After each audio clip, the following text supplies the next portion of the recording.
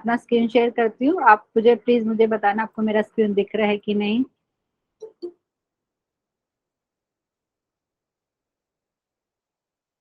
Please बताइए आपको screen दिख रहा है मेरा। Yes ma'am. Okay student, okay thank you for confirmation. तो पहले स्टूडेंट जो भी हमने जो कल तक जो किया था उसमें किसी को कुछ डाउट रहेगा तो पूछिए, अदरवाइज हम आज क्या करने वाले हैं, चैप्टर का नाम है क्वाड्रेटिक इक्वेशन और उसके अंदर हम nature of roots and common roots का कॉन्सेप्ट आज सीखने वाले हैं, ठीक है। और उसके अंदर हम क्वेश्चन भी डिस्कस करेंगे। तो लेट अस स्टार्ट, ठीक है। तो यहाँ पे नेचर ऑफ रूट्स, तो लास्ट टाइम जब हमने डिस्कस किया तो उस टाइम भी मैंने बात करी थी, अगर आपके पास कोई क्वाड्रेटिक इक्वेशन है उसका आपको जनरल फॉर्म मालूम है, a times x square plus b x plus c is equal to 0 होता है। एंड आपको यहाँ पे पता है a b, देखो ये जो रियल नंबर हमने यहाँ पे लिया हुआ है, एंड साथ में ये भी पता है जो लीडिंग कोएफिशिएंट है, मतलब एक्स स्क्वायर का जो कोएफिशिएंट है वो 0 नहीं हो सकता है। अच्छा, यहाँ पे रूट्स की बात करें तो आपने ऑलरेडी फॉर्मूला मेथड से सीखा है कि रूट्स हमें मिलता है minus b plus minus square root of b square minus 4ac divided by 2a। Very good, ये सबको पता है, तो ये हमें मालूम है। और स्टूडेंट ये भी पता है कि यहाँ पे जो d है, जो डिस्क्रीमेंट होता है उसको हम ऐसे डिनोट करते हैं d से, और ये होता है क्या, बी स्क्वायर माइनस 4ac, ठीक है। अच्छा, ये मैं क्यों बता रही हूँ, क्योंकि डिस्क्रीमेंट की वैल्यू के ऊपर आप बता सकते हो कि जो क्वाड्रेटिक इक्वेशन के रूट्स का नेचर कैसा है, मतलब रूट्स रियल है कि रियल नहीं है। तो अभी हम वो बात करने वाले, तो ये आपको सबको पता है। तो based on the value of discriminant हम क्वाड्रेटिक इक्वेशन के नेचर के बारे में बता सकते हैं, ठीक है स्टूडेंट। तो यहाँ पे मैं लिख देती हूँ, यहाँ पे फर्स्ट बात कर रही हूँ मैं, डिस्क्रिमिनेंट अगर आपका होता है पॉजिटिव तो वो वाले केस में हमें जो रूट्स मिलता है दोनों रूट्स आपका रियल रहेगा एंड डिस्टिंक्ट रहेगा, या मतलब बोल सकते हैं रूट्स जो मिलेगा वो इक्वल नहीं रहेगा। तो यहाँ पे लिख लीजिए आप मेरे साथ प्लीज, ठीक है। तो हम यहाँ पे रूट्स की बात कर रहे हैं, तो यहाँ पे लिख रहे थे both roots are real and distinct लिख सकते हो या अनइक्वल लिख सकते हो, ठीक है। ठीक है स्टूडेंट, समझ में आया। आप चाहे तो अल्फा बीटा यूज कर लीजिए, लेकिन मैंने यहाँ पे बोथ रूट्स बोल दिया, मतलब अगर आपका क्वाड्रेटिक इक्वेशन उसके दो रूट आप बात कर रहे हैं अल्फा बीटा, तो यहाँ पे अगर डिस्क्रीमेंट आपका पॉजिटिव आ जाता है तो आप क्या बोलेंगे, जो क्वाड्रेटिक इक्वेशन है उनके दोनों रूट आपका रियल एंड डिस्टिंक्ट आएगा, ठीक है स्टूडेंट। ये वाली बात समझ में आई सबको? Yes ma'am. अच्छा, अभी जो डिस्क्रिमेंट ग्रेटर देन 0 होता है उसमें भी हम थोड़ा सा और डिवाइड कर सकते हैं कि डिस्क्रिमेंट पॉजिटिव है तो बोथ रूट आपको पता है रियल आने वाला है, डिस्टिंक्ट आने वाला है। अभी क्या हुआ है, क्योंकि आपको पता है रूट्स ऐसे फाइंड करते हैं, x is equal to minus b plus minus square root of b square minus 4ac divided by 2a, और जो स्क्वायर रूट के अंदर जो चीज लिखा है वो डिस्क्रिमिनेंट है, ठीक है। अभी हो सकता है जो डिस्क्रिमिनेंट है वो आपका परफेक्ट स्क्वायर हो, ठीक है, तो वो हम यहाँ पे ले लेते हैं यहाँ पे। सो इफ इसी के अंदर लिख रहे फर्स्ट केस में, if d is a perfect square, if d is a perfect square,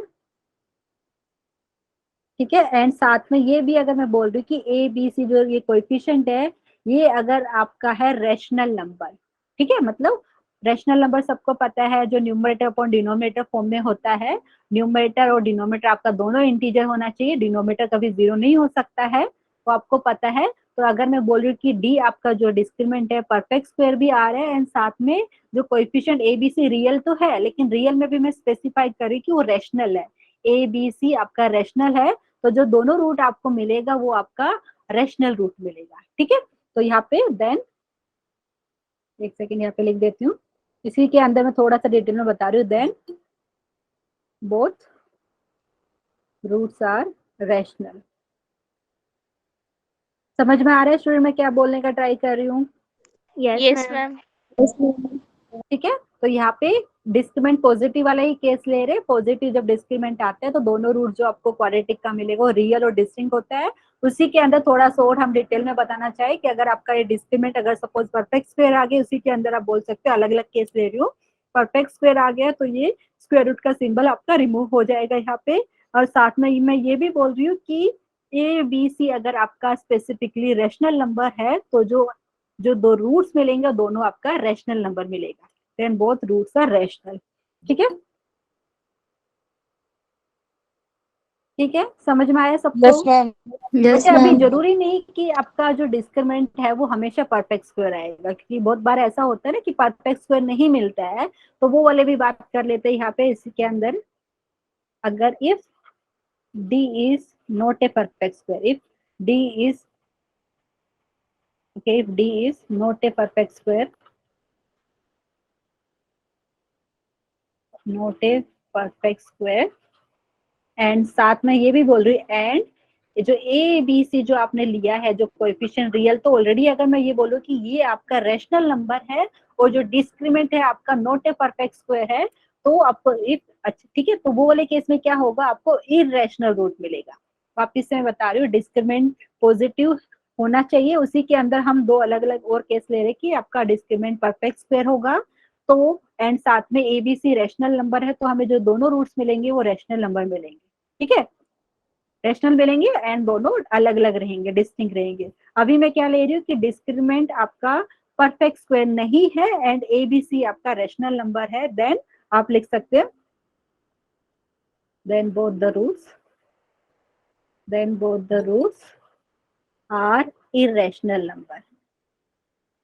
ठीक है, both the roots are irrational number. और यहाँ पे आपको समझ में आ रहा है ये वाली बात? और इरेशनल नंबर आपको पता है कॉन्जुगेट पेयर में अपीयर होता है, लेकिन उसके लिए कंडीशन ये होता है ए बी सी आपका रैशनल नंबर होना चाहिए। ठीक है, जैसे एग्जाम्पल आप चाहे तो एग्जाम्पल भी मैं दे सकती हूँ, यहाँ पे लिख सकते हैं आप, यहाँ पे नोट करके कहीं पे, इफ, यहाँ पे इसी में लिख सकते हैं, यहाँ पे if a comma b comma c belongs to rational number, then irrational roots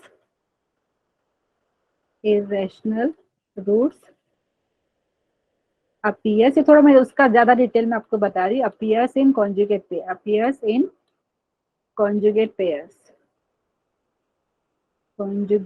pairs। अच्छा, इसका मतलब क्या है कॉन्जुगेट पेयर का? एग्जांपल देने का ट्राई कर रही हूँ। पेयर्स या पेयर आप लिख सकते हो, जैसे एग्जांपल की बात करें, जैसे अगर मैंने ले लिया 2 + √3, ठीक है, तो इसका कॉन्जुगेट पेयर हो जाएगा 2 - √3। समझ में आ रहा है सबको? प्लीज बताइए। Yes ma'am. तो यस जैसे एग्जांपल मैंने लिया आर मैम। कॉन्जुगेट पेयर, ठीक है, इरेशनल भी है और साथ में कॉन्जुगेट पेयर भी है, आर कॉन्जुगेट, यहाँ पे सर्ड्स भी आप बोल सकते हैं, एक वर्ड बोलना चाहिए, कॉन्जुगेट पेयर्स इतना लिख सकते हैं आप इसको। ठीक है, स्टूडेंट समझ में आ रहा है सबको ये? क्योंकि यहाँ पे क्या हो रहा है, √3 आपको पता है इरेशनल नंबर है, और 2 + √3 भी इरेशनल हो गया। तो जो अगर आपको ये पता है कि आपका जो coefficient a b c rational है एंड आपको इरेशनल रूट मिल रहा है, तो इरेशनल रूट हमेशा आपको कॉन्जुगेट पेयर्स में दिखेंगे। ठीक है, मतलब एक रूट ये है तो दूसरा आपका ये हो जाएगा 2 - √3। ठीक है स्टूडेंट, समझ में आया? Yes ma'am. ओके, पहला केस हमने ले लिया जब आपका डिस्क्रिमेंट आता है पॉजिटिव। अभी सेकंड केस लेते हैं स्टूडेंट, जब डिस्क्रिमेंट हमारा मिलता है 0। अगर डिस्क्रिमेंट 0 हो गया तो उसका मतलब क्या है, आप लिखेंगे both roots are real and equal. अच्छा, कभी कभी इक्वल की जगह ना इक्वल वर्ड यूज होता है, वो मैं लिख देती हूँ, कभी कभी आपको क्वेश्चन में ऐसा दिख जाता है कोइंसिडेंट। ठीक है, समझ में आ रहा है स्टूडेंट क्या बोलने का ट्राई कर रही हूँ यहाँ पे? यस अगर मैम। डिस्क्रिमेंट का वैल्यू आपका 0 हो गया तो वो वाले केस में आपको जो दोनों रूट्स मिलेगा वो रियल मिलेगा एंड इक्वल मिलेगा। तो कैसे देखिए यहाँ पे, जो कि एक्स का वैल्यू हमने ऐसा लिखा है फॉर्मूले से, तो ये स्क्वायर रूट वाला टर्म अगर आपका 0 हो गया तो आपको सेम रूट मिलेगा। एक्स का वैल्यू -b/2 है, मतलब ये आपको ये एक ही रूट 2 बार दिखेगा, मतलब रूट आपका इक्वल मिल जाएगा।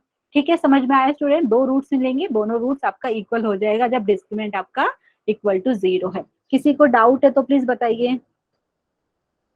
मैम। ठीक है, तो ये वाला हमारा सेकंड केस हो गया। थर्ड केस की बात करें, जब आपका डिस्क्रिमेंट आता है <0, तो वो वाले केस में जो रूट्स मिलता है वो रियल नहीं रहता है।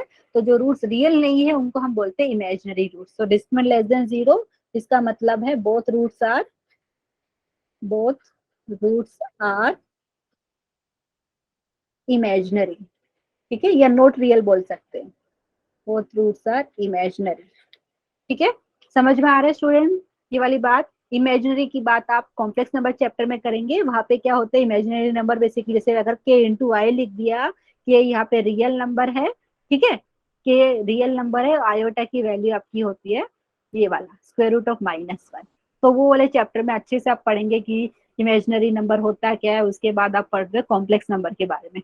ठीक है स्टूडेंट, तो जो रूट्स आपका रियल नंबर नहीं है, यहाँ पे डिस्क्रिमिनेंट लेस देन 0, तो रूट्स आपका क्या है, इमेजिनरी है।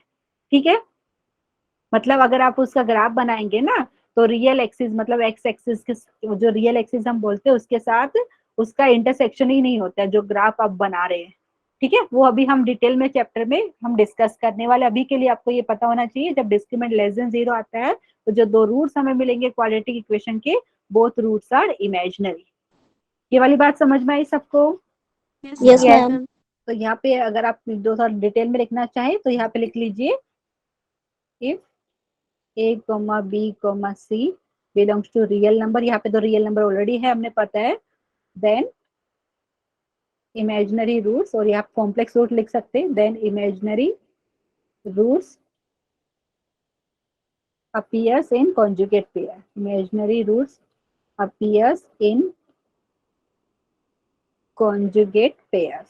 अच्छा, उसका एग्जांपल भी दे देती हूँ, conjugate pairs। जैसे एग्जांपल की बात करें, क्योंकि डिस्क्रिमिनेंट आपका लेस देन 0 आना चाहिए, जैसे एग्जांपल लिख लिया हमने 2 + 3 टाइम्स आयोटा। ठीक है, तो दूसरा इसका कॉन्जुगेट पेयर क्या हो जाएगा, basically 2 - 3 times iota, 2 - 3 times iota. ठीक है, तो ये आपका इमेजिनरी रूट है। समझ में आया स्टूडेंट? Yes, ma'am. ओके, आप लिख सकते हैं 2 + 3 iota, 2 - 3 iota are conjugate pairs, ऐसा लिख सकते हो, are conjugate pairs.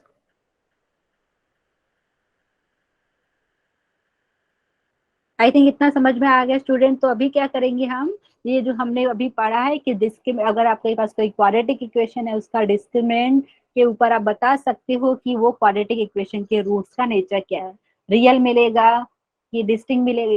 Real and distinct आपको कब पता है, जब डिस्क्रिमिनेंट का वैल्यू आता है ग्रेटर देन 0। अगर डिस्क्रिमिनेंट हो गया 0 तो वो वाले केस में रियल रूट मिलेगा एंड इक्वल रूट मिलेगा। ठीक है, एंड डिस्क्रिमिनेंट का वैल्यू लेस देन 0 आ गया तो वो वाले केस में हमें रूट जो मिलेगा वो रियल नहीं रहेगा, मतलब इमेजिनरी रूट्स मिलेगा।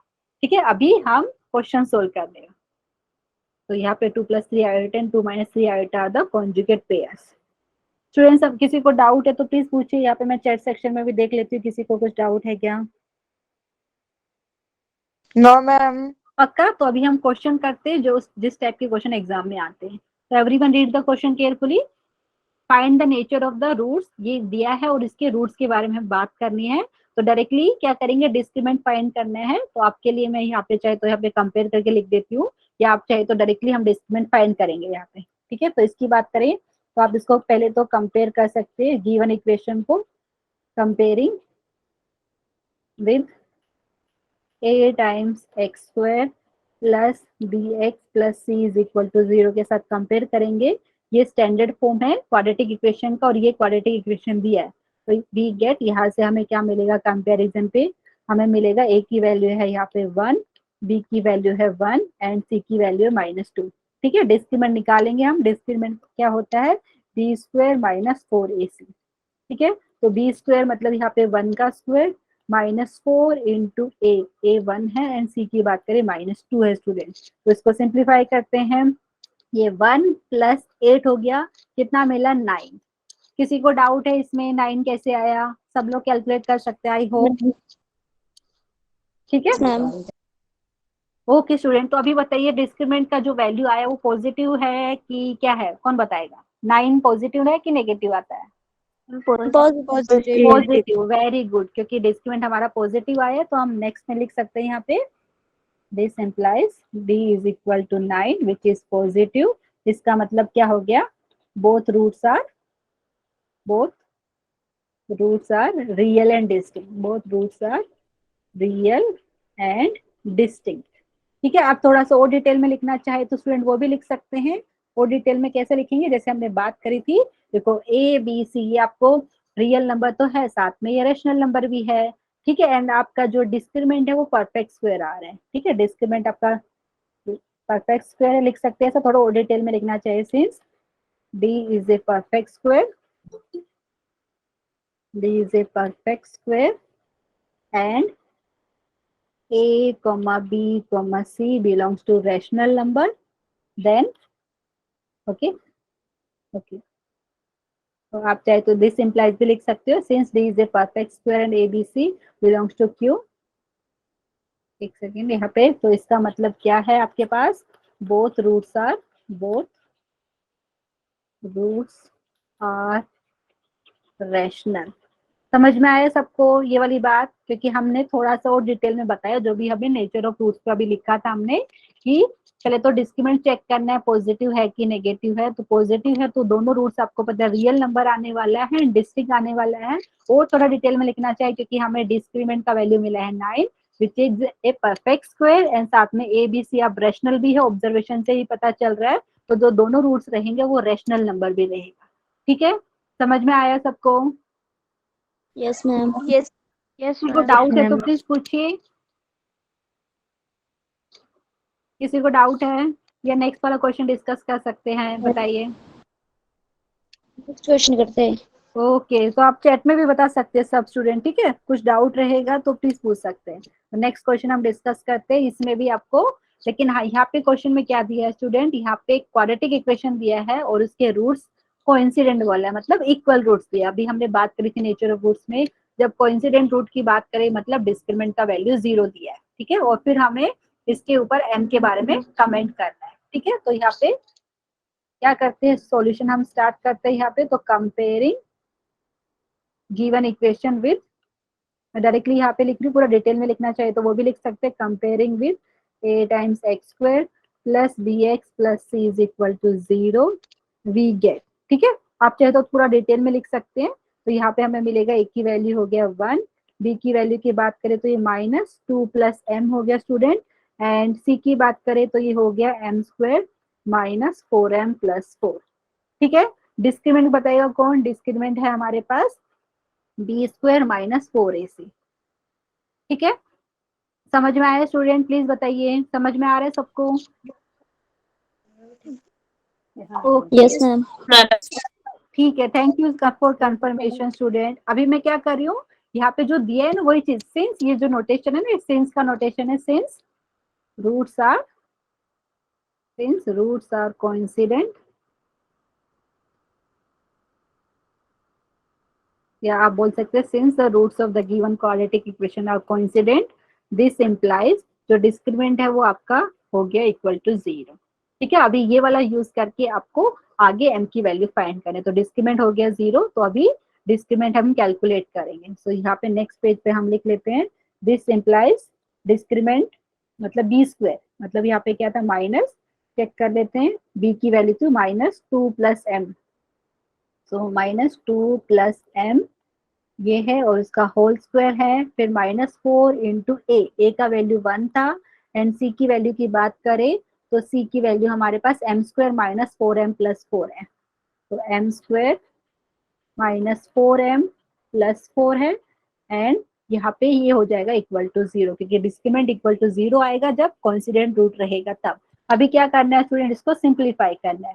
सब लोग एग्री करेंगे, माइनस का स्क्वायर करेंगे तो प्लस आ जाएगा, और ये वाले का 2 प्लस m का होल स्क्वायर का डायरेक्टली मैं यहाँ पे फॉर्मूला यूज करके टर्म्स लिख रही हूँ। तो यहाँ पे हमारे पास हो जाएगा 4 प्लस 4m, एंड यहाँ पे हमारे पास हो जाएगा m स्क्वायर, ठीक है? सबको पता है कौन सा आइडेंटिटी यूज किया, a plus b the whole square वाला आइडेंटिटी।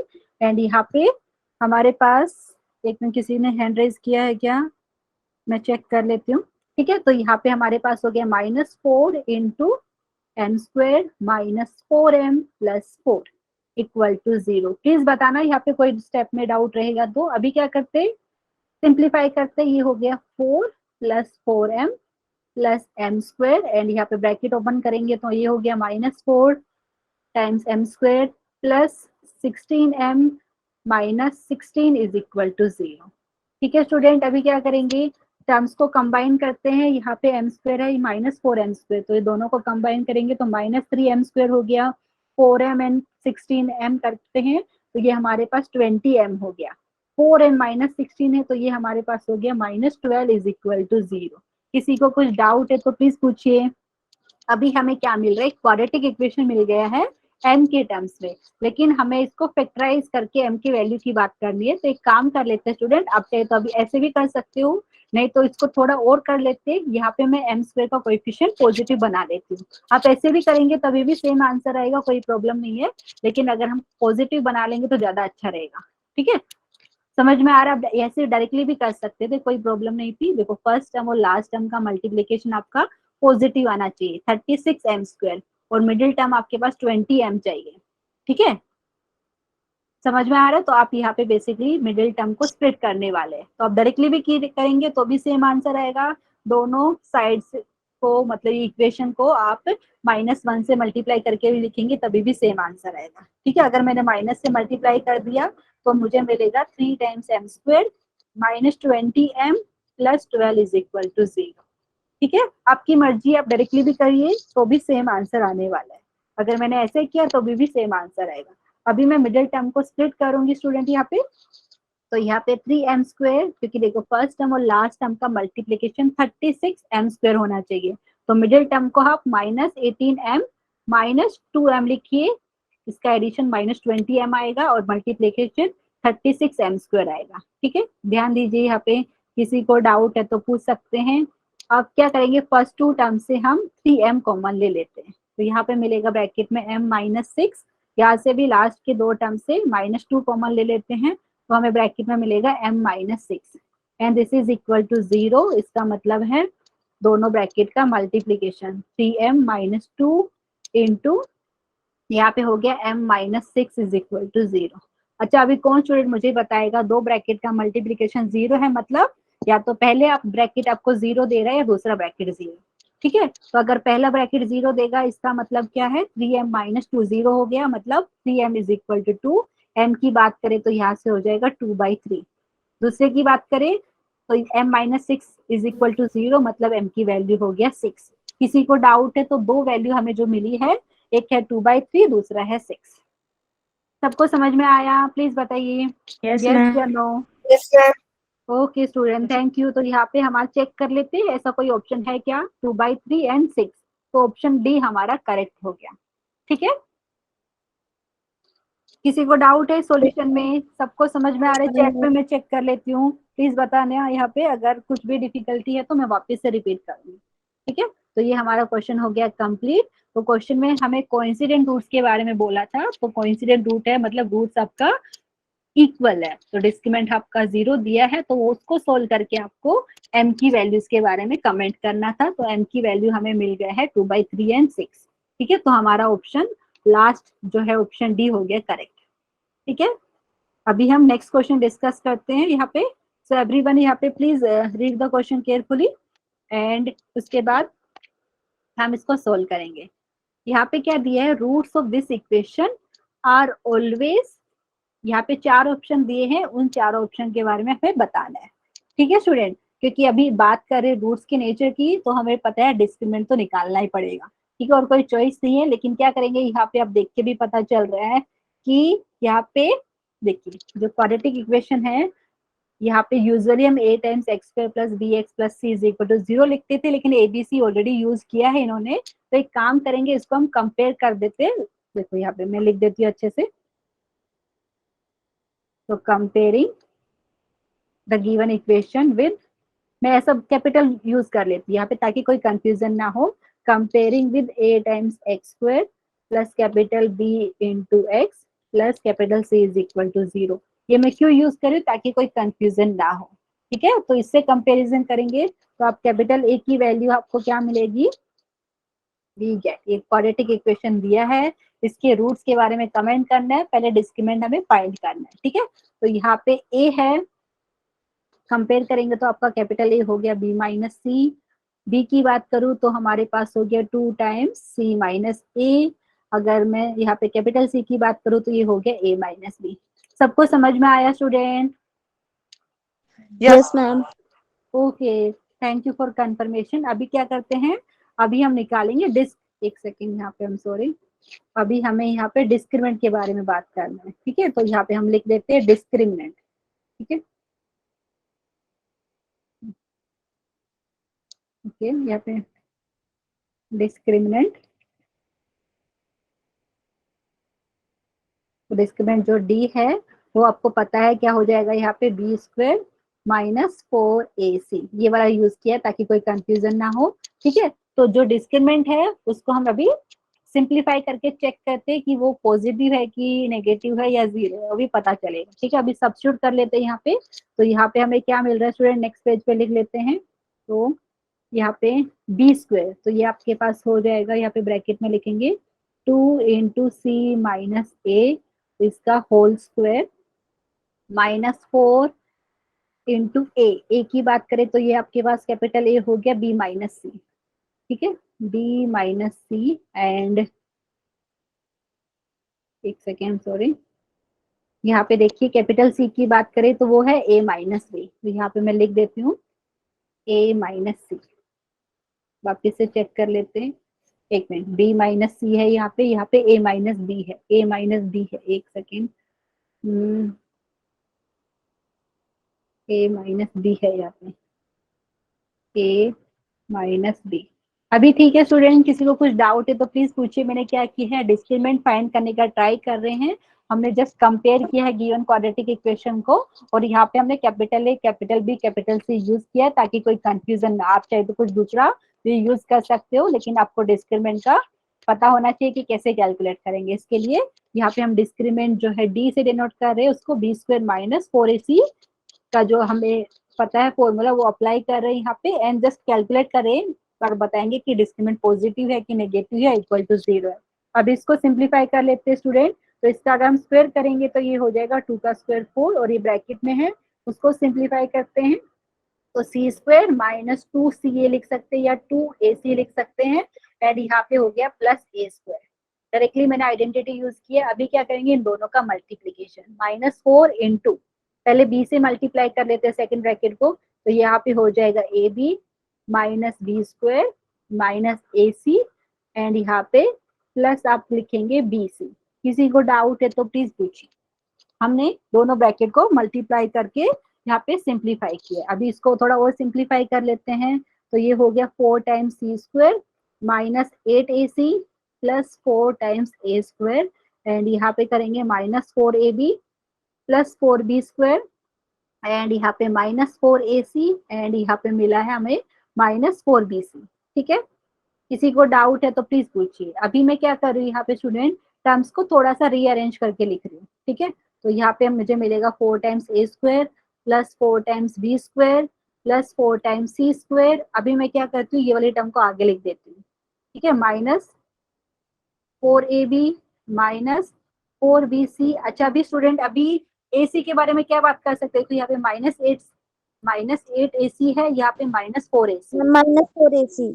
एक सेकेंड, यहाँ पे मैंने कुछ तो मिस्टेक किया है, एक चेक, लेट मी चेक। हाँ, यहाँ पे प्लस हो जाएगा ना स्टूडेंट, देखिए -4 से अगर मैं मल्टीप्लाई करती हूँ तो ये वहाँ पे ध्यान देखते हैं, -4ab, हाँ ये प्लस आएगा, ये वाला देखिए, ये क्योंकि माइनस इधर 4 है एंड यहाँ पे माइनस ac था, तो माइनस माइनस प्लस 4ac आना चाहिए।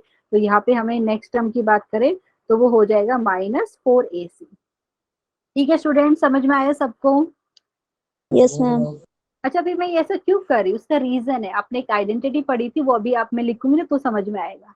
इसको मैं ऐसा लिख सकती हूँ, दिस इज इक्वल टू, एक काम करते इधर लिखती हूँ, this is equal to 2a का होल स्क्वायर प्लस 2b का होल स्क्वायर प्लस 2c का होल स्क्वायर, एंड यहाँ पे मैं इसको लिख सकती हूँ -2a इंटू 2b, फिर है यहाँ पे -2b इंटू 2c, एंड उसके बाद मैं क्या करने वाली हूँ, माइनस, इसको हम लिखेंगे माइनस के बाद -2a into 2c।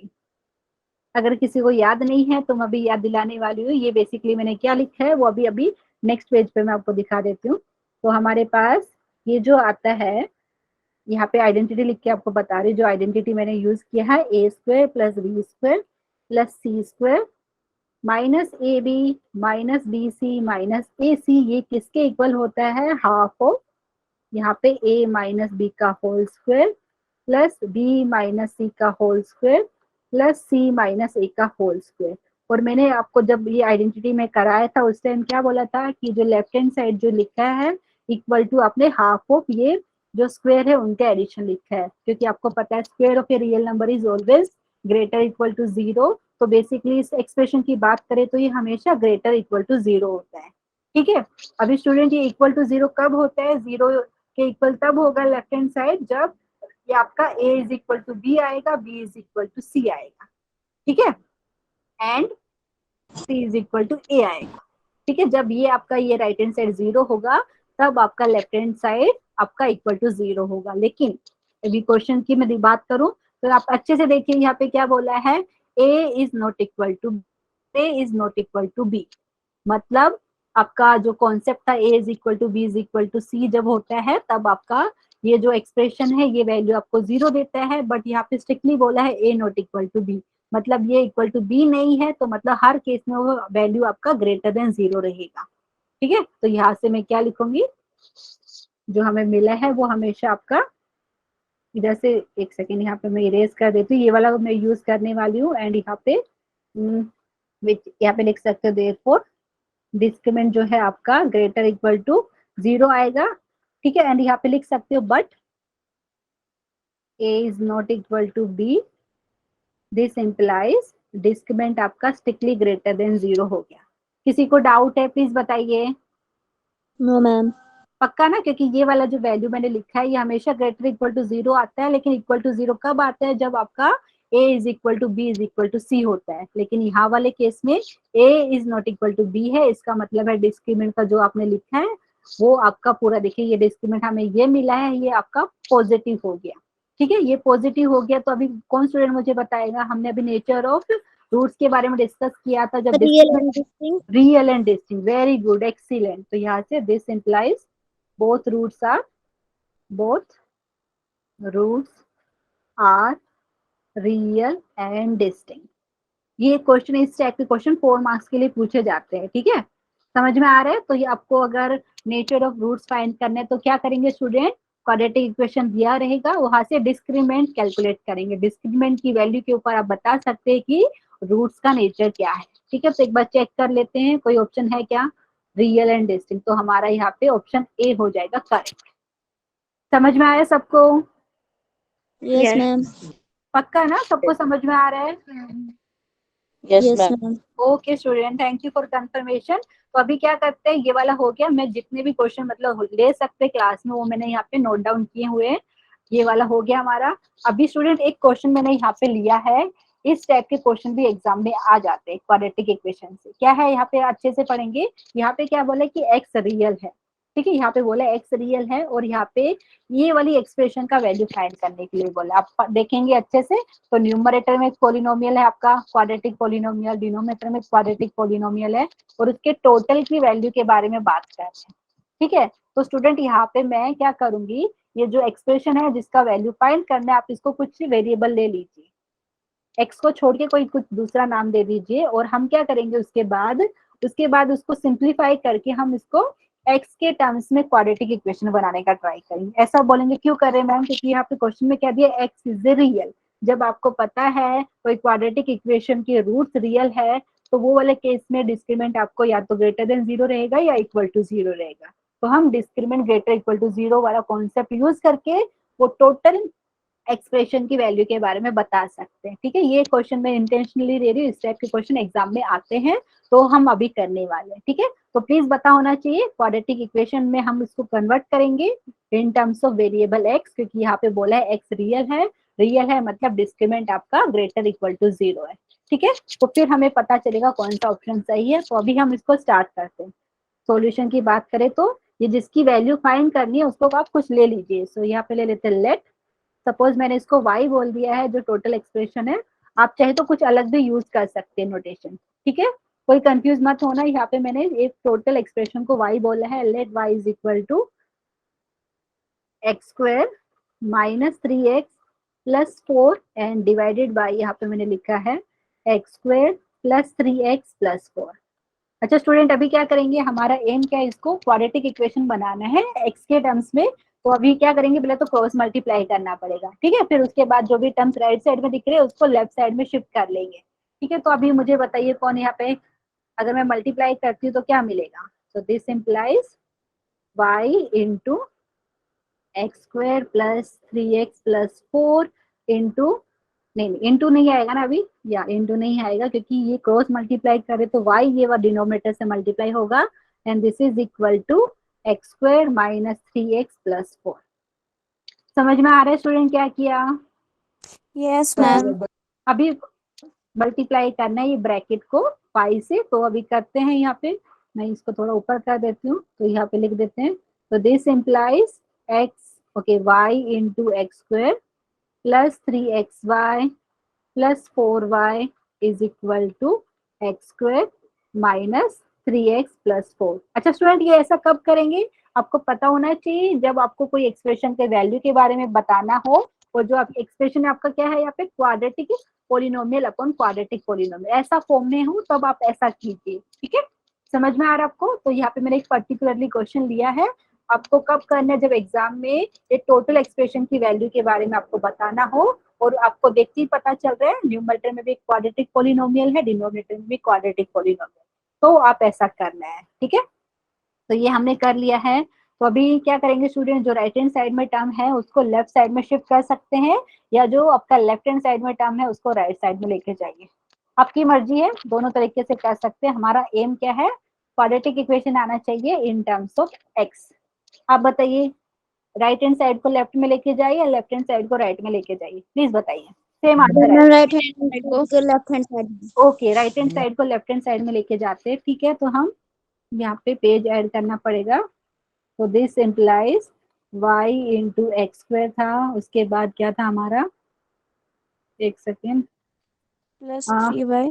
3xy plus 4y था ना, एक बार लिख देते, याद नहीं रहता ना यहाँ पे, प्लस 3xy प्लस 4y था ना 4. शायद, एंड वहां पे राइट साइड में क्या था उसके, देखो यहाँ पे है x square minus 3x plus 4, तो यहाँ पे हो जाएगा minus x square minus Plus x, 3x minus 4.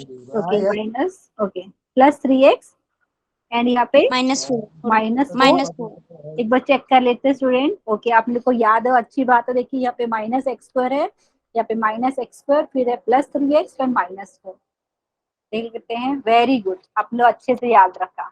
अभी क्या करेंगे स्टूडेंट, जो एक्स स्क्वायर की टर्म है उसको साथ में रखते हैं, एक्स की टर्म को साथ में रखेंगे, कॉन्स्टेंट टर्म को साथ में, ठीक है? तो यहाँ पे क्या हो जाएगा, वाई इंटू एक्स स्क्वायर, और ये वाले टर्म को मैं साथ में लिख देती हूँ, माइनस एक्स स्क्वायर हो गया यहाँ पे प्लस 3xy, एंड यहाँ पे प्लस 3x, ठीक है? उसके बाद क्या करेंगे, बाकी जिसमें x नहीं है उसको साथ में रखेंगे, 4y minus 4 is equal to 0। अभी क्या करते हैं स्टूडेंट, ये पहले दो टर्म में से एक्स स्क्वायर कॉमन ले लेते हैं, तो क्या मिलेगा यहाँ पे y minus 1 into x square. अभी यहाँ से x वाले टर्म है, यहाँ से x कॉमन लेंगे, तो ब्रैकेट की बात करें तो 3y प्लस 3 इंटू एक्स लिख सकते हैं, एंड इसको आप कांस्टेंट टर्म को एज इट इज। किसी को डाउट है तो प्लीज पूछिए। No, ma'am. अच्छा स्टूडेंट, अच्छा अभी आप समझ में आए इतनी वाली बात? Yes, ma'am. ओके स्टूडेंट, अच्छा अभी क्या करेंगे, क्योंकि ये जो हमें क्वाड्रेटिक मिल गई है एक्स के टर्म्स में, तो आप चाहे तो इसको कंपैरिजन कर लीजिए डायरेक्टली, ठीक है? क्योंकि मैं डिस्क्रीमेंट के बारे में बात करने वाली हूँ, तो आप इसको कर सकते हैं, इधर लिखना चाहे तो लिख दीजिए, नहीं तो डायरेक्टली भी कुछ स्टूडेंट को समझ में आ जाएगा कि ए हम लेते हैं एक्स स्क्वायर के कोएफिशिएंट को, बी लेते हैं एक्स के कोएफिशिएंट को, हम कांस्टेंट टर्म को सी से लेते हैं, ठीक है? फिर भी अगर आप लिखना चाहे तो मैं लिख सकती हूँ, comparing with a times x square plus b times x plus c is equal to 0 we get. तो यहाँ से हमें क्या मिलेगा, ए की वैल्यू की बात करें तो y माइनस 1 है, बी की वैल्यू की बात करें तो 3y प्लस 3 है, एंड सी की वैल्यू की बात करें तो 4y माइनस 4 है, ठीक है? ऐसा क्यों कर रहे, क्योंकि हमें डिस्क्रीमेंट की बात करनी है, तो डिस्क्रीमेंट आपको पता है क्या होता है, बी स्क्वायर माइनस 4ac, ठीक है? समझ में आया सबको? Yes, ma'am. अच्छा अभी आप लिखेंगे एस एक्स इज रियल, क्योंकि क्वेश्चन में हमें दिया है कि एक्स रियल है, इसका मतलब क्या हो गया, जो डिस्क्रीमेंट है आपका वो ग्रेटर या इक्वल टू 0 आएगा, या तो ग्रेटर देन 0 आएगा या इक्वल 0, ठीक है? तो वही केस में हमें रियल रूट्स मिलते हैं। आपको एक बार वापस से दिखा देती हूँ, देखिए यहाँ पे एक्स इज रियल ये मेंशन है, तो यहाँ से हमें पता है हमने क्वाड्रेटिक इक्वेशन बनाई है एक्स के टर्म्स में, एंड यहाँ पे एक्स रियल है, मतलब डिस्क्रीमेंट ग्रेटर या इक्वल टू 0 रहेगा। तो अभी ये वाला कॉन्सेप्ट यूज करना है, ठीक है? तो यहाँ पे पेज ऐड करना पड़ेगा। सो दिस इम्प्लाइज डिस्क्रीमेंट है बी स्क्वायर माइनस 4ac। ठीक है, बी क्या था हमारा 3y+3। तो लिख लेते हैं यहाँ पे 3y+3 का होल स्क्वायर माइनस 4 इंटू ए क्या है स्टूडेंट y-1 है, एंड सी क्या है 4y-4। तो यहाँ पे y-1 इंटू 4y-4 है शायद से, एक बार चेक कर लेते हैं। हाँ, y-1 एंड 4y-4, ये वाली बात समझ में आई स्टूडेंट। और यहाँ पे ग्रेटर इक्वल टू 0 है, तो इनइक्वालिटी का क्वेश्चन हो गया, तो वेविकव मेथड यूज करेंगे हम। ठीक है, तो पहले सिंप्लीफाई करते हैं। यहाँ पे प्लीज बताइए यहाँ पे क्या हो जाएगा, 9y² प्लस 18y+ 9, ए प्लस बी का होल स्क्वायर फॉर्मूला, आइडेंटिटी बोल सकते हैं, वो यूज कर रहे हैं। तो 9y² प्लस 18y+ 9, एंड यहाँ की बात करें तो -4 और इनका मल्टीप्लीकेशन। स्टूडेंट तो क्या करते हैं, पहले मैं y से मल्टीप्लाई कर देती हूँ सेकंड ब्रैकेट को, तो यहाँ पे हो जाएगा 4 इंटू y², फिर हो जाएगा -4y, फिर -1 से मल्टीप्लाई करेंगे तो -4y एंड +4। कुछ मिस्टेक रहेगा तो प्लीज बताइए। ठीक है, अभी क्या करते हैं, अभी हाँ थोड़ा और सिंप्लीफाई करते हैं। 9 इंटू y² प्लस 18y+9 है। अभी इसको ओपन कर लेते हैं ब्रैकेट को, तो क्या हो जाएगा -16y²। अच्छा स्टूडेंट, अभी क्या हो रहा है, ये -4y है, तो आप होता है तो, लेकिन मैं एक साथ में ही लिखने वाली हूँ। -8y को अगर मैं -4 से मल्टीप्लाई कर दूं तो कितना हो जाएगा, +32y। एक बार चेक कर लीजिए, -4y तो -8y हो गया, एंड 4 से करेंगे तो मल्टीप्लाई, तो ये +32y हो गया। किसी को डाउट है तो प्लीज पूछिए, मैंने एक ही बार में लिख दिया, 2 स्टेप लिखने की बजाय।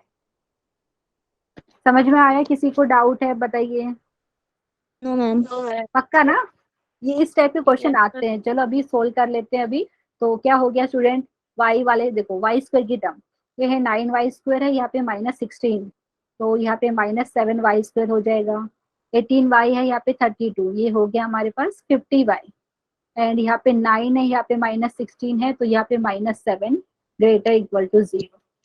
ठीक है स्टूडेंट, अभी आपको क्या करना है, फैक्टराइजेशन वो पॉलिनोमियल जो कॉन्सेप्ट सीखा है, तो यहाँ पे लेफ्ट हैंड साइड में हम वो कर सकते हैं। लेकिन एक काम कर सकते हैं, क्योंकि यहाँ पे y² का जो कोएफिशिएंट है नेगेटिव हो रहा है, तो हम एक काम कर सकते हैं, इसको पहले पॉजिटिव बना लेते हैं। पॉजिटिव कैसे बनाएंगे, -1 से मल्टीप्लाई करके या -1 से डिवाइड करके।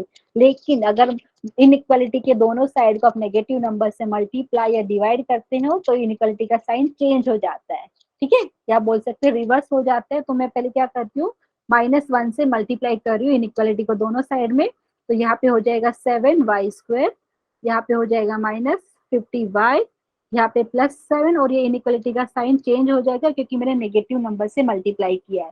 तो ग्रेटर इक्वल टू की जगह लेस देन इक्वल टू 0। किसी को डाउट है ये वाले स्टेप में, प्लीज बताइए। पक्का ना? No, ma'am. ओके स्टूडेंट, तो अभी क्या करते हैं, अभी सबको पता है factorization of polynomial, left side की बात करें तो दो नंबर का मल्टीप्लिकेशन आपका होना चाहिए 49y², एडिशन होना चाहिए -50y। तो मिडिल टर्म को स्प्लिट कर सकते हैं, देखिए ऐसा कर सकते हैं, -49y -y, एंड यहाँ की बात करें +7 is less than equal to 0। ठीक है, Yes, ma'am. यहाँ पे अच्छे से नहीं बना है तो अभी बना लेते हैं, यहाँ पे है प्लस। ठीक है, अभी क्या होगा स्टूडेंट, स्टार्टिंग के दोनों टर्म से हम 7y कॉमन ले लेते हैं, तो यहाँ पे हो जाएगा y -7। अच्छा, किसी की आवाज आ रही है मुझे, किसकी आ रही है पता नहीं। यहाँ पे -1 कॉमन लेंगे तो यहाँ पे मिलेगा y -7, एंड यहाँ पे लेस देन इक्वल टू 0। एक बार चेक करती हूँ किसकी तरफ से आवाज आ रही है यहाँ पे। अच्छा, कोई स्टूडेंट का यहाँ पे अगर माइक ऑन है तो प्लीज आप म्यूट कर ली। हाँ, निशा निशा का आ रहा है यहाँ से आवाज। ओके, अभी ठीक है, अभी ठीक है। अभी स्टूडेंट बताइए क्या करेंगे, लेफ्ट हैंड साइड को हम दो लीनियर फैक्टर का मल्टीप्लिकेशन लिख सकते हैं। तो यहाँ पे हमारे पास हो जाएगा, नेक्स्ट पेज ऐड करते हैं, तो हमारे पास हो गया this implies 7y minus 1 into यहाँ पे क्या था, and y Y minus 7, very minus good, 7.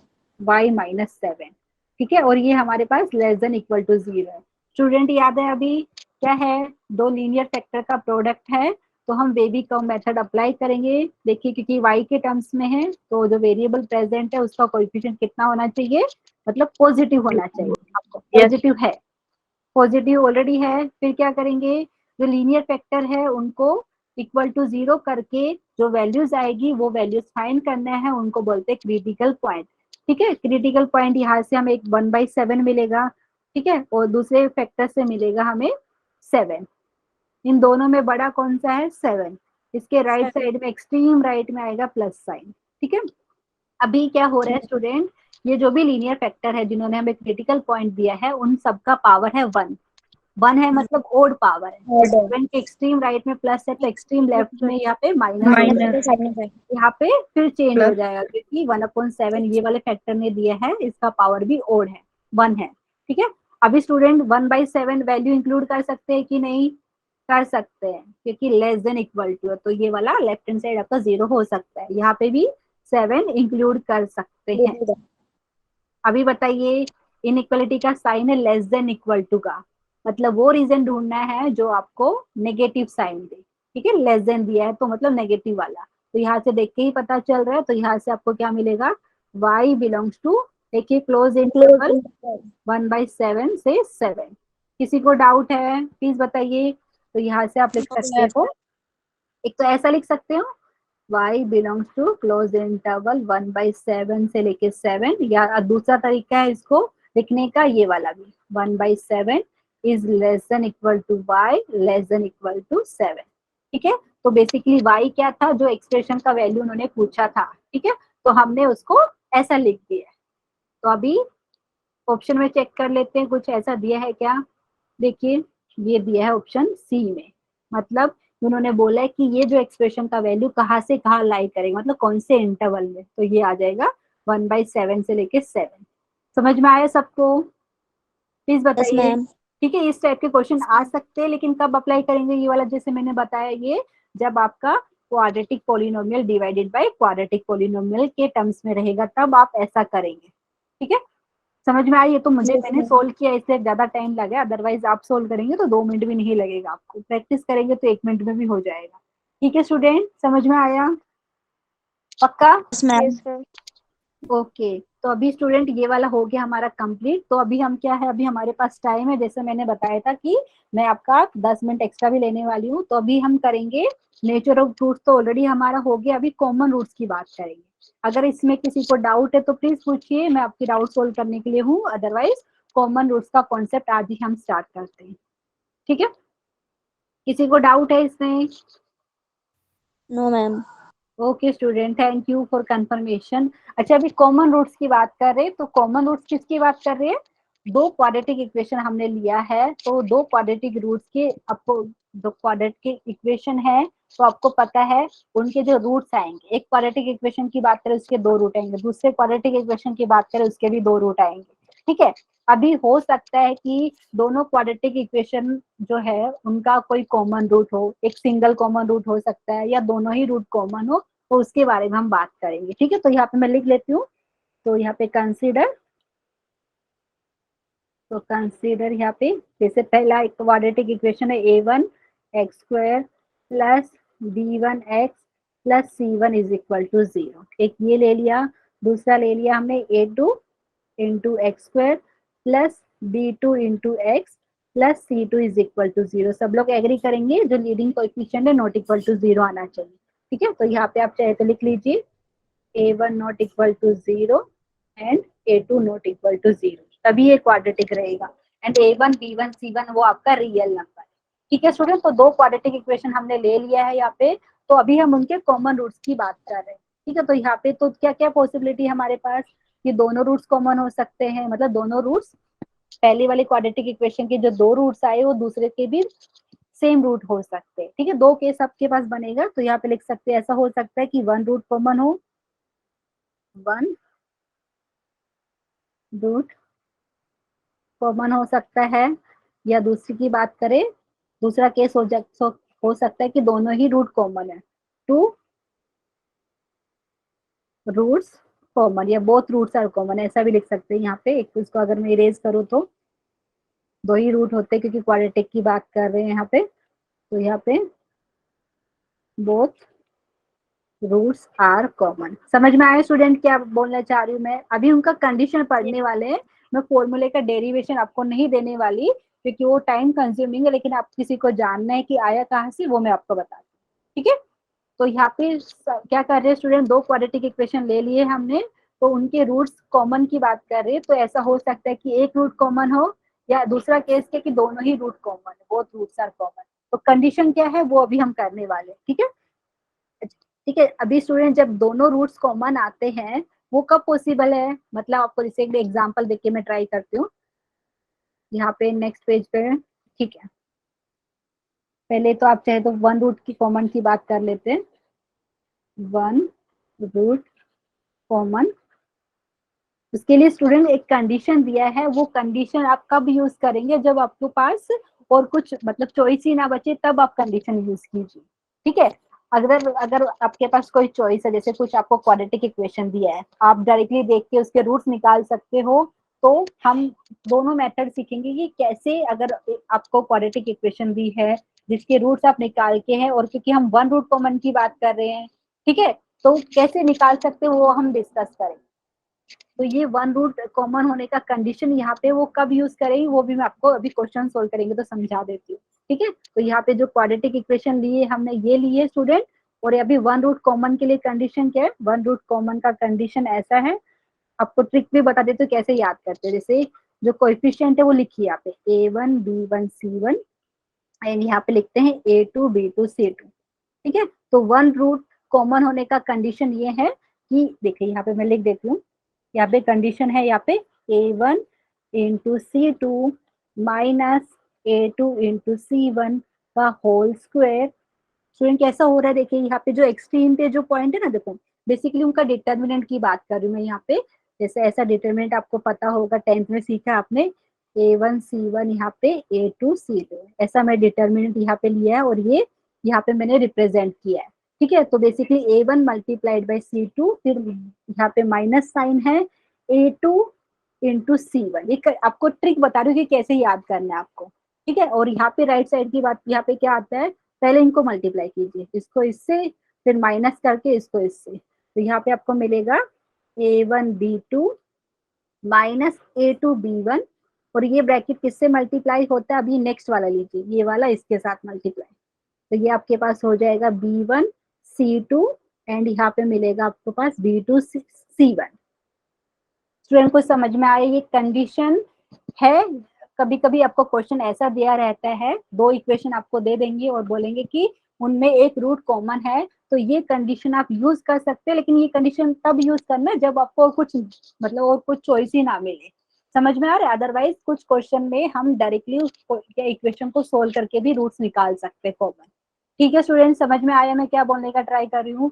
One root common का ये कंडीशन आपको पता होना चाहिए, लेकिन कुछ ज्यादा ही जरूरी हो तब ये वाला अप्लाई कीजिए, अदरवाइज दूसरा मेथड भी मैं आपको सिखाने वाली हूँ कि वन रूट कॉमन कैसे फाइंड करेंगे, ठीक है। तो ये वाला ट्रिक ऐसे है याद करने का, क्या किया है, A1 B1 C1 A2 B2 C2 आप लिख लीजिए यहाँ पे, ठीक है। फिर क्या करेंगे, एक्सट्रीम में जो कॉर्नर कॉर्नर पे दिख रहे हैं इसको multiply, A1 multiply with C2, फिर बीच में आएगा minus sign, A2 multiply by C1 इसका whole square is equal to, देखिए अभी जो साइड साइड में देखो यहाँ पे स्टार्टिंग के दो देखिए A1 B2 minus A2 B1, फिर है multiplied with B1 C2 minus B2 C1। तो ये याद करने का ट्रिक है, ठीक है। तो ये वाला मैं इरेज कर देती हूँ। ये कंडीशन कब अप्लाई करना है, जब दो क्वाड्रेटिक इक्वेशन में बोले कि एक रूट कॉमन है, ठीक है। समझ में आया ये वाली बात? तो मैं ये वाला भी इरेज कर देती हूँ, ये वाला कंडीशन। अच्छा दूसरे की बात करूं, यहाँ पे आप चाहे तो दूसरा वाला भी लिख लेते हैं, यहाँ पे second, both roots are common ना, बोथ रूट्स आर कॉमन। देखिए मैं चेक कर लेती हूँ, बोथ रूट्स कॉमन की कंडीशन यहाँ पे क्या है स्टूडेंट, यहाँ पे आपके पास कंडीशन ऐसा आता है A1 upon A2 is equal to B1 upon B2 is equal to C1 upon C2। अच्छा, इसका मतलब क्या होता है वो भी मैं सिखा रही हूँ। जैसे एक एग्जांपल में लिख के आपको बता देती हूँ।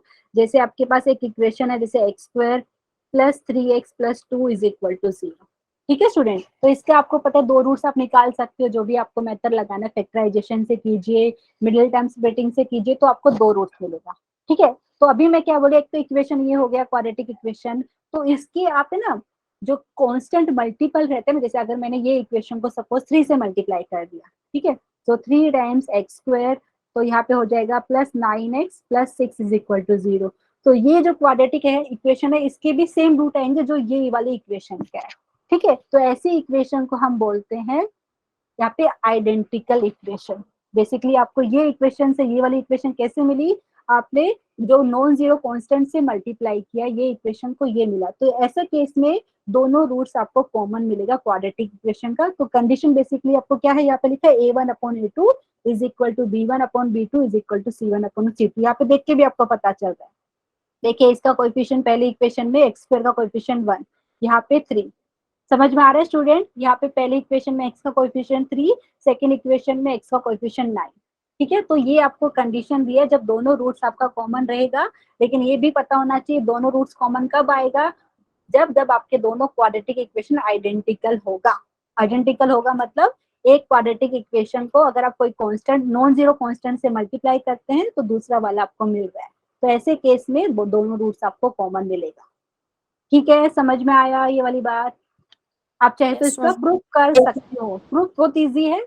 आप जनरल लिखेंगे जो देखो यहाँ पे मैं सिर्फ आपको बता रही हूँ, आप चाहे तो प्रूफ कर सकते हैं। ये क्वाड्रेटिक इक्वेशन दिया है, सेकंड वाले का तो प्रूफ बहुत इजी है, क्योंकि आपको सम ऑफ द रूट पता है, प्रोडक्ट ऑफ द रूट पता है। ठीक है, आप इसका अल्फा बीटा रूट्स बोल रहे हैं, पहले का दूसरे वाले का भी सेम बोलेंगे। ये वाले केस में बोथ रूट्स आर कॉमन। ठीक है, तो sum of the root is यहाँ पे निकालेंगे and product of the root भी निकालेंगे, सेम यहाँ पे करेंगे तो दोनों आपका इक्वली आने वाला है। जैसे अगर मैं बताऊँ ये वाले की बात, अल्फा बीटा अगर आपने दो रूट लिया है तो पहले वाले इक्वेशन से आपको अल्फा प्लस बीटा क्या मिल जाएगा, माइनस B1 अपॉन A1।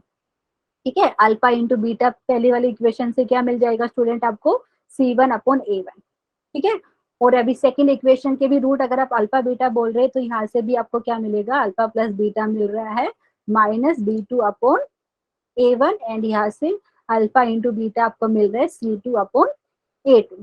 ठीक है, इक्वेट करेंगे just, alpha beta equal to alpha beta, यहाँ से alpha plus beta is equal to alpha plus beta. So basically जो कंडीशन मैंने यहाँ पे लिखा है ये वाला आपको मिल जाएगा। ठीक है, समझ में आया स्टूडेंट। और ये वन कॉमन रूट के लिए अगर आपको फाइंड करना है तो ये भी बहुत इजी है, लेकिन उसके लिए हम जो कॉन्सेप्ट यूज करने वाले हैं वो आपने ऑलरेडी स्कूल में सीखा हुआ है, वो आपको चाहिए तो मैं अभी आपको बता देती हूँ। जैसे अगर आप बात करें दो क्वाड्रेटिक इक्वेशन में कॉमन रूट है अल्फा, ठीक है, तो अल्फा ये वाली इक्वेशन को भी सेटिस्फाई करेगा, पहली इक्वेशन को सेकंड को भी सेटिस्फाई करेगा। तो आपको एक इक्वेशन मिल जाएगा अल्फा के टर्म्स में। फिर क्या करना है, आपने एक मल्टीप्लीकेशन रूल सीखा था, वो डिटर्मिनेंट के टर्म्स में अगर हम लिखते हैं ना तो वैसे आप सिंप्लीफाई करेंगे, जो कंडीशन मैंने फाइनली लिखा है यही आपको मिलेगा। ठीक है स्टूडेंट, को समझ में आया, नहीं आया तो प्लीज पूछिए, मतलब मैं इरेज करती हूँ। यहाँ पे हम एक या दो क्वेश्चन करने का आज ट्राई करेंगे। मुझे पता है आपका टाइम खत्म हो गया लेक्चर का, लेकिन हम थोड़ा सा डिले चल रहे हैं तो ये हमें थोड़ा सा 10 मिनट एक्स्ट्रा लगेगा। ठीक है, ये वाली बात समझ में आई, प्लीज बताइए। Yes, ma'am.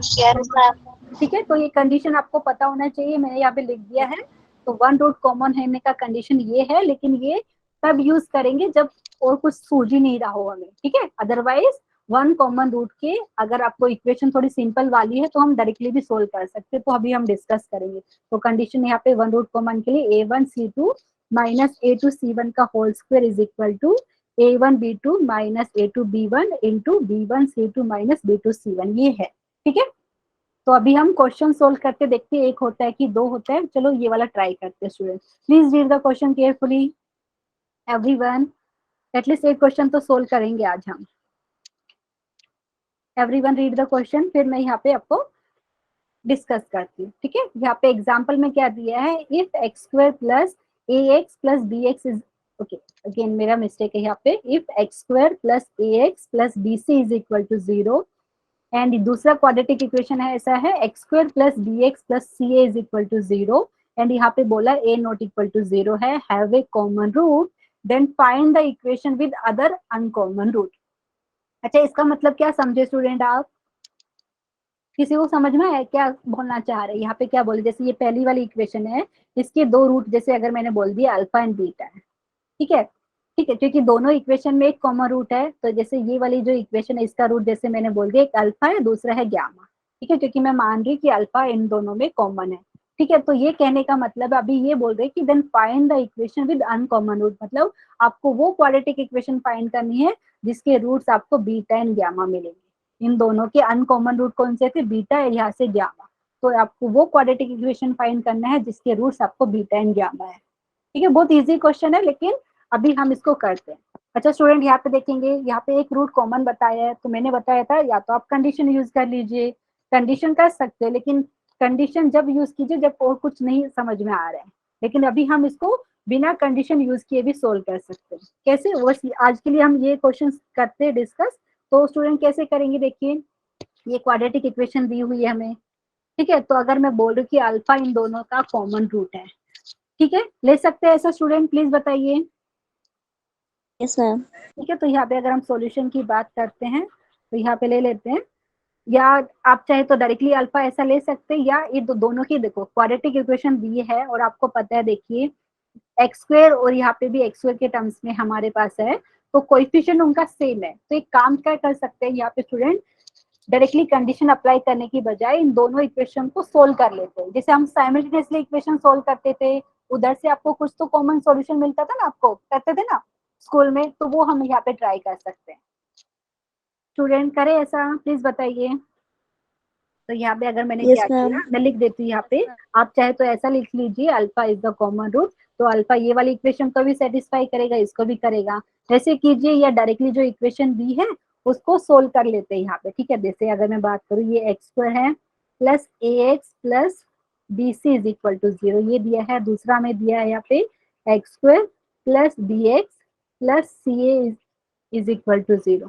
तो स्टूडेंट यहाँ से हमें क्या पता चल रहा है, देखिए यहाँ पे एक्स स्क्वायर का कोएफिशिएंट दोनों में सेम है, तो मैं यहाँ पे सब्ट्रैक्ट कर सकती हूँ। एक तो ये डायरेक्ट में कर रही हूँ, आप चाहे तो यहाँ पे लिख सकते हैं alpha is the common root, तो अल्फा ये वाली इक्वेशन को भी सेटिस्फाई करेगा, इसको भी सेटिस्फाई करेगा, तो आपको अल्फा के टर्म्स में लिख सकते हो। तो फिर आप चाहे तो तब सब्ट्रैक्ट करेंगे तो भी कोई प्रॉब्लम, ठीक है, आप तब भी सब्ट्रैक्ट कर सकते हो, ठीक है। नहीं तो फिर वो दूसरा जो मैंने आपको कंडीशन बताई है वैसे भी करेंगे तो भी आपको आंसर मिल जाएगा, कोई प्रॉब्लम नहीं है। तो वहां से आपको कॉमन रूट का कंडीशन पता चल जाए। अभी मैं अगर ऐसा कर रही हूँ तो यहाँ से क्या होगा स्टूडेंट, साइन चेंज हो जाएगा, यहाँ पे ये वाले टर्म कैंसिल, यहाँ से स्टूडेंट क्या मिलेगा आपको, a minus b into x मिलेगा, एंड यहाँ से बात करें तो हमें मिलेगा plus b c minus c a is equal to 0। किसी को डाउट है इसमें? प्लीज बताइए। No, ma'am. अच्छा, तो अभी क्या करें स्टूडेंट, ये जो टर्म है ना, तो नेक्स्ट स्टेप की अगर मैं बात करूं तो यहाँ से हमें मिला a minus b into x, a minus b into x, and यहाँ पे हमारे पास है प्लस साइन। तो एक काम कर लेते, सी कॉमन ले लेते हैं, तो प्लस आप लिख सकते हैं b minus a into c, and this is equal to 0 मिल रहा है, ठीक है स्टूडेंट, ले सकते हैं ऐसा। तो यहाँ से हम क्या करेंगे, a minus b into x, और ये वाली जो टर्म को अगर मैं राइट साइड में भेजूं तो आपको बेसिकली क्या मिल जाएगा स्टूडेंट, आप इसको ऐसा लिखेंगे minus B minus a into सी, ऐसा लिखेंगे। किसी को डाउट है इसमें? No, ma'am. अच्छा, यहाँ पे क्या कर सकते हैं स्टूडेंट, यहाँ पे a minus b into x है, और ये आप इसको माइनस को अंदर मल्टीप्लाई करेंगे तो बेसिकली आपको a माइनस बी इंटू सी मिल जाएगा यहाँ पे, ठीक है, क्योंकि आपने ब्रैकेट के अंदर माइनस मल्टीप्लाई कर दिया, तो माइनस बी प्लस ए मतलब a माइनस बी होगा, ठीक है। और अभी क्योंकि क्वेश्चन में हमें दिया था, ये वाला आज के लिए लास्ट है, a नॉट इक्वल टू 0 दिया है, तो अभी हम देखिए यहाँ पे, तो क्या कर सकते हैं, यहाँ से मैं x की वैल्यू निकाल सकती हूँ स्टूडेंट, निकाल सकते हैं ना। Yes, ma'am. तो यहाँ से हमें x की वैल्यू क्या मिल जाएगी, a माइनस बी, ये वाला फैक्टर आप इधर से भी कैंसिल करेंगे, इधर से भी कैंसिल करेंगे, तो बेसिकली यहाँ से आपको x की वैल्यू मिल गई c। इसका मतलब क्या है, जो रूट कॉमन की बात कर रहे थे ना, वो रूट कॉमन क्या है आपका c, मतलब रूट की वैल्यू क्या है आपका x is equal to c। ये वाली बात समझ में आई? प्लीज बताइए। Yes ma'am. तो यहाँ Yes, से लिख ma'am. सकते हैं therefore x is equal to c is common root. किसी को डाउट है तो प्लीज बताइए यहाँ पे। ठीक है, पक्का समझ में आई ना ये वाली बात? Yes ma'am. अच्छा, आपको Yes, पता ma'am. है अभी क्वाड्रेटिक इक्वेशन के कितने रूट होते हैं स्टूडेंट? यहाँ पे बात करें 2 रूट होते हैं। एक रूट आपको पता चल गया सी है, तो दूसरे रूट को आप चाहे तो अल्फा मान लीजिए, क्योंकि यहाँ पे एक्स की वैल्यू सी है ना। आप चाहे तो इसको अल्फा ले लीजिए, दूसरे को बीटा मान लीजिए, आपकी मर्जी है, लेकिन 2 रूट होते हैं, ये आप लोग एग्री करें।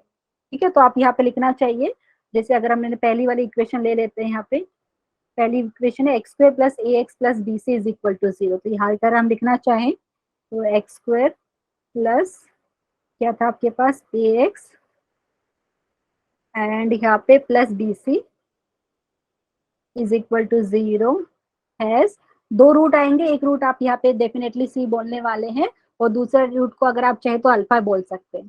ठीक है स्टूडेंट, लिख ले क्या है, हैज आप लिख सकते हैं alpha and c has roots लिख सकते हैं। एक सेकेंड, पहले आप मुझे ये सब बताइए, आपको समझ में आ रहा है हम क्या कर रहे हैं स्टूडेंट?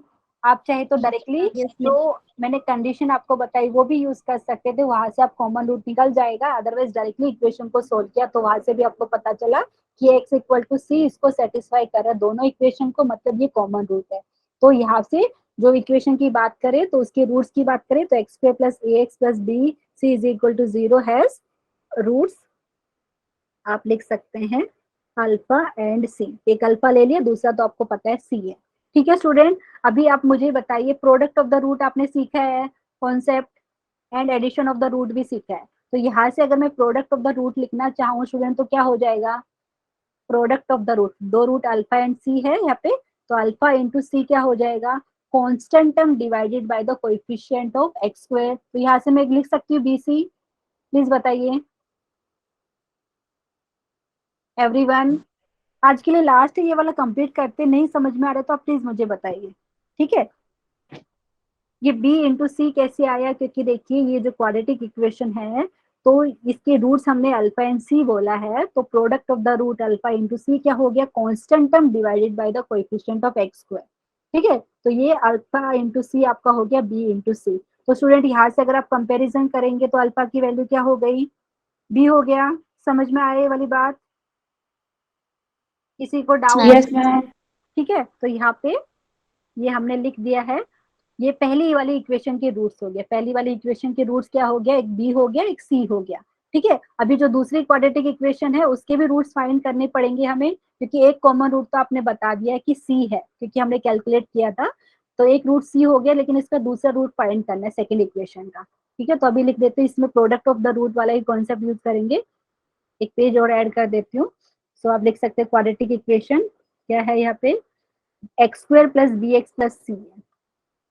तो आप लिख सकते हैं x square plus b x plus c a is equal to 0 has 2 root होंगे, तो 2 रूट में एक को मैं बीटा ले लेती हूँ, हैज रूट्स बीटा, और एक तो ऑलरेडी आपको पता है कॉमन है वो सी है। ठीक है, हैज रूट्स बीटा एंड सी हो गया।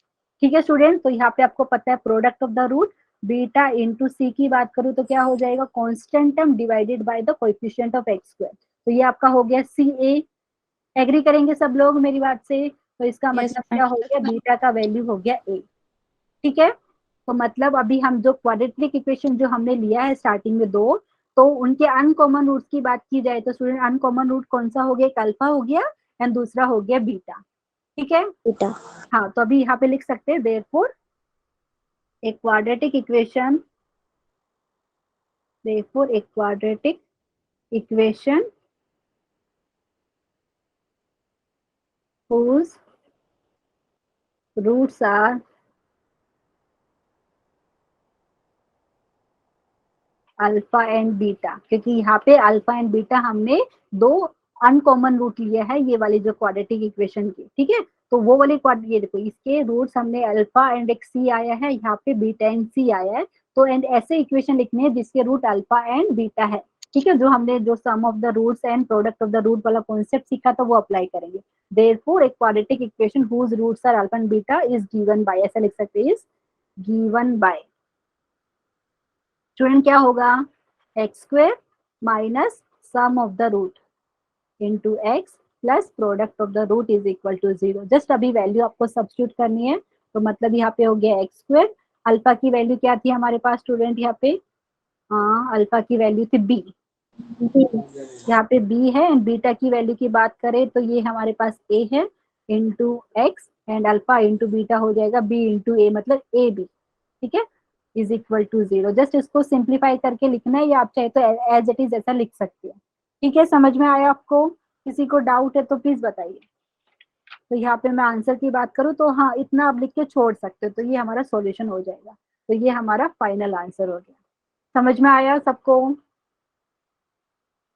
Yes, ma'am. Yes ma'am. Yes, ma'am. ठीक है, तो आज मैम के लिए हम इतना ही करते हैं स्टूडेंट। वापस से बता रही हूँ, एक बार क्वेश्चन दिखा देती हूँ आपको। यहाँ पे वो इक्वेशन फाइंड करनी है जिसके जो रूट्स की बात कर रहे हैं, वो जो ये दोनों जो इक्वेशन आपको दी हुई थी उनके अनकॉमन रूट्स की बात करें। मतलब कंफ्यूजन क्या है कि दो इक्वेशन है, इसके दो रूट आएंगे और इसके भी दो रूट आएंगे, लेकिन दोनों इक्वेशन में के एक रूट कॉमन है। ठीक है, जो दो एक रूट कॉमन है, तो अभी क्या जो बाकी का रूट जो कॉमन नहीं है वो वाले रूट को लेके आपको एक क्वाड्रेटिक इक्वेशन बनानी है। तो हमने यहाँ पे बनाने का ट्राई किया है और हमारा ये आंसर आया। ठीक है, x square minus b plus a into x plus a b. ठीक है, तो हमारा ये क्वेश्चन हो गया कंप्लीट। किसी को कुछ डाउट है तो प्लीज पूछिए, अदरवाइज मैं यहाँ पे स्क्रीन शेयरिंग बंद कर रही हूँ। किसी को डाउट है यहाँ पे? No ma'am. पक्का समझ में आया मैम। सबको? Okay student, thank you so much. Yes, and ma'am. यहाँ पे आज के लिए हम सब इतना ही करेंगे और बाकी का नेक्स्ट लेक्चर में